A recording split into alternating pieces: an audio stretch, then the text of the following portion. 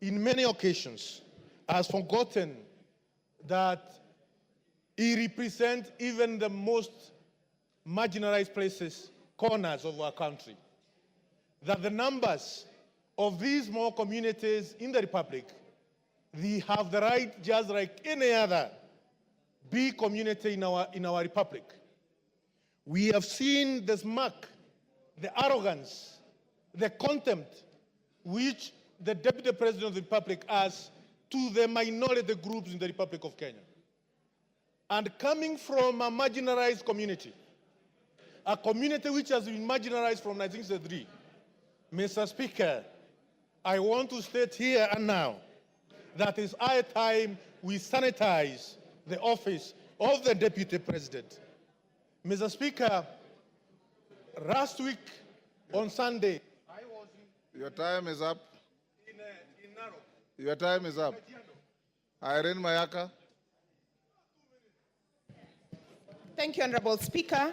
Honorable Speaker, I also stand to support the motion by my good brother, the Honorable Mutuse, in impeaching the person of the Deputy President of Kenya.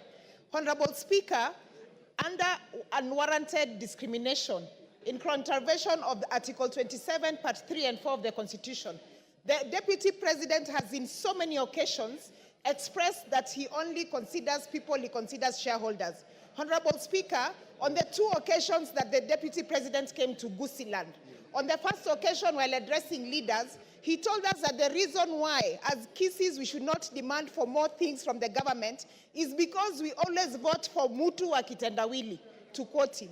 On the second occasion, the Honorable Deputy President told us that siku hizi wa Kisii tumejaa jela kushinda wa Kikuyu. I'm wondering, Honorable Speaker, when did he do the statistics to note that sisi kama wa Kisii, we are the most criminals in this country?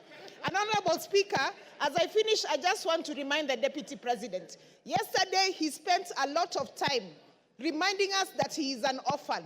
And yet he forgot that there is one orphan that the Deputy President kept saying that he has put for him Mitego in State House. The Honorable Deputy President forgets that even the Right Honorable Raila Amolo Odinga is an orphan.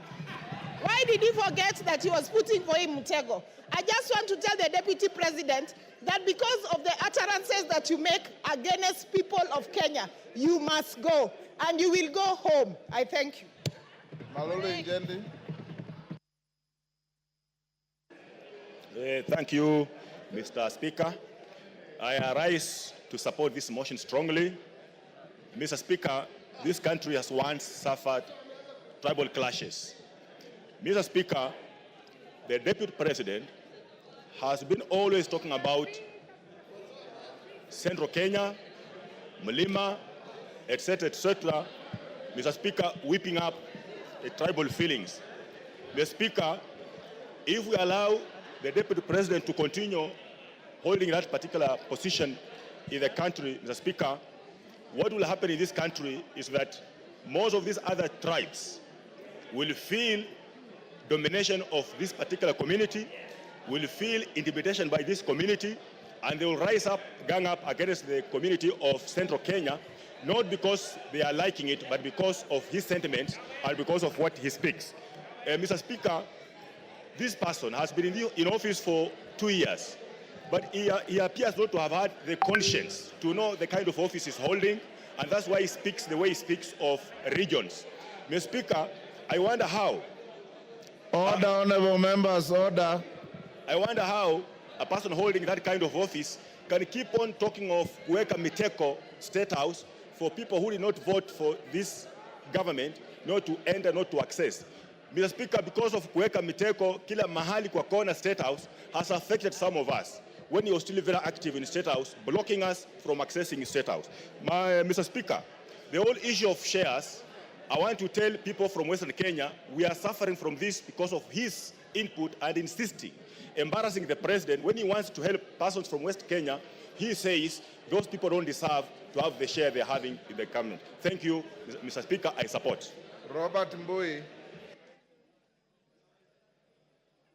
Robert Mbui. Yeah, thank you, Mr. Speaker. Being in leadership, I'll give you 5 minutes. Thank you very much, Mr. Speaker. Thank you very much.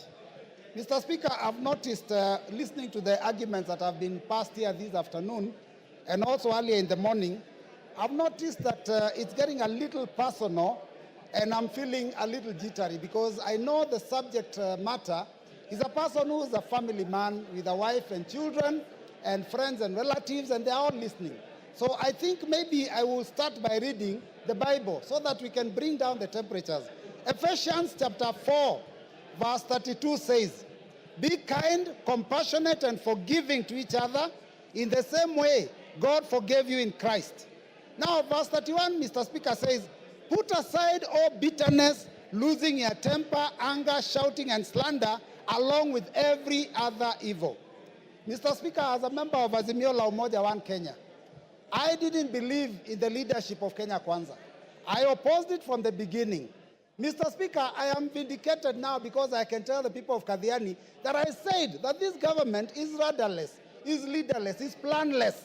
And Mr. Speaker, is also merciless, because within a very short time, the center can no longer hold. Mr. Speaker, former Senator, now Governor James Orengo, famously said in Senate that governments eat their own people.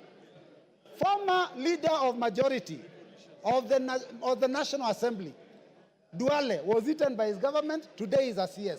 Former Deputy Speaker of the Senate, Kithure Kindiki, was eaten by his government. Now he's also a CS. Former Chair of Budget of this National Assembly was eaten by his government. Today is the majority leader. I don't know. We are now eating Rigathi. Where will he end up? Mr. Speaker, I have an issue of concern, Mr. Speaker. Yes, Majority Leader.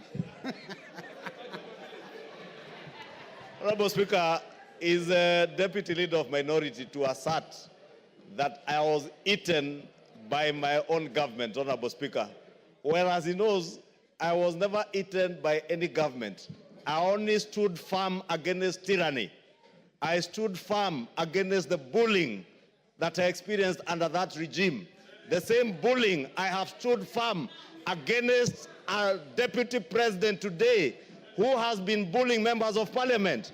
And I have only put my chest forward to defend the rights of all these members, including the Honorable Robert Mbui, who was Honorable Speaker, when the Deputy President visited Kathiani. He said to the Honorable Mbui that these Kambas are too few. They can never make a president. Kalonzo can never be anything. How can you defend a person who has disdain for Kalonzo Musyoka, a former vice president of this country, Mbui? Robert Mbui. Thank you, Mr. Speaker. You know, I love the passion and the humor in the majority leader.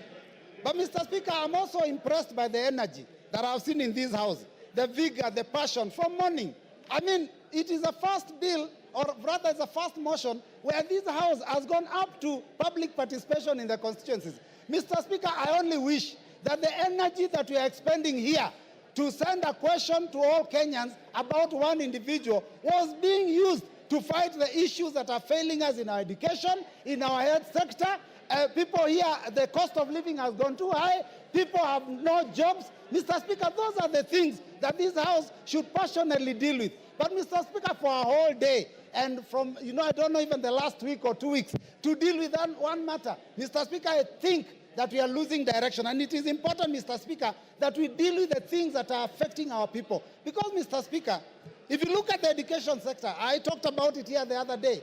We don't even have classes for grade 9 going into JSS. Mr. Speaker, the funding model for university has failed. Mr. Speaker, the insurance sector, NHIF, is having a problem, Mr. Speaker. How then do we spend taxpayers' money and time to come and deal with a matter of one single individual, Mr. Speaker? Now we are told that this person, Mr. Speaker, is a tribalist. But Mr. Speaker, those comments that he made, yesterday he made it very clear. And I was shocked. I was very shocked, Mr. Speaker, yesterday, to realize that in fact Kenya Kwanza was actually a company that is limited by shares, and that people negotiated shares for themselves. The mover of the motion is a member of MCCP. MCCP negotiated shares for Lower Eastern. Mr. Speaker, because we had 2 cabinet secretaries in this government. Now, Mr. Speaker, we only have 1. And I'm telling you, Mr. Speaker, actions speak louder than words. The Deputy President may have said that he is a shareholder and there are issues about his community. But if you look at the appointments that are being made in Kenya, then you will realize that the person of the president himself is the one who is the biggest tribalist, Mr. Speaker, because he's appointing people from his own community for every position. Mr. Speaker, if we have to find a situation where a school has failed, you do not fire the deputy principal. You get rid of the principal. Our problem is not the deputy, it is the head Yes, himself. Farah. Thank you, Mr. Yes, Farah. Mr. Speaker, I was standing. Order. Mr. Speaker, Order.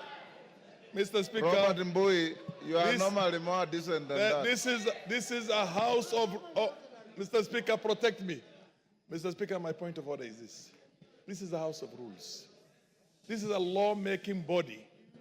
This is the place where our constitution itself was passed. You cannot bring, talk about a president or even any other head of state of a friendly country without bringing a substantive motion. So you cannot discuss the conduct of the president. And by the way, I want to correct you. You might Point is out of order. your point of saying that governments Take eat their Take your seat is out of order. Kahangara.